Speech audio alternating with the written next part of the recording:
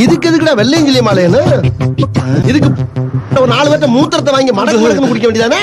Hello வணக்கம். இன்னைக்கு நம்ம பார்க்க போறதுன்னா சைனா பத்தி தான் பார்க்க போறோம். சைனால ஒரு ஃபேவரட்டான ஒரு ஃபுட் இருக்கு அப்படின்னு சொன்னாங்க. என்ன அப்படின்னா வெர்ஜின் பாய் எக் அப்படின்னு சொன்னாங்க. மோஸ்ட்லி எல்லாருமே எக் சாப்பிடுவாங்க. நம்ம நார்மலாக வாட்டரில் பாயில் பண்ணுவோம். அவங்க வந்து வாட்டரில் பாயில் பண்ண மாட்டாங்க, யூரினில் தான் பாயில் பண்ணுவாங்க.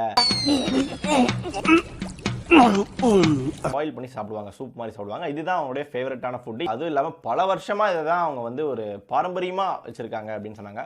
உள்ளே போய் கொஞ்சம் ஆராய்ச்சி பார்க்கும்போது அவங்க சிம்பிளாக சொன்னது என்ன அப்படின்னா, 10 வயசு கீழே இருக்க பையன் இருக்கான்ல, அவனோட யூரின் எடுத்து அதை வந்து ஃபில்டர்லாம் பண்ணல, அதை வந்து ஜென்ரலாகவே அதை யூரின் எடுத்து பாட்டிலில் போட்டு அதுக்கப்புறம் வந்து தண்ணியை ஊற்றி அதுக்கப்புறம் அவங்க வந்து எக்கை போடுவாங்க. எது 10 வயசு கீழே இருக்க பையன். அது இல்லாமல் அந்த 10 வயசு வந்து சைனாவில் இருக்க எவன் வேணால் 10 வயசு யூரின் சின்ன பையனை கொடுக்கலாம் அப்படின்னு கிடையாது. ஃபார்மரோட பையன், விவசாயியோட பையன் 10 வயசு கீழே இருந்தான் அப்படின்னா அவனோட யூரின் எடுத்து ஃபில்டர் பண்ணி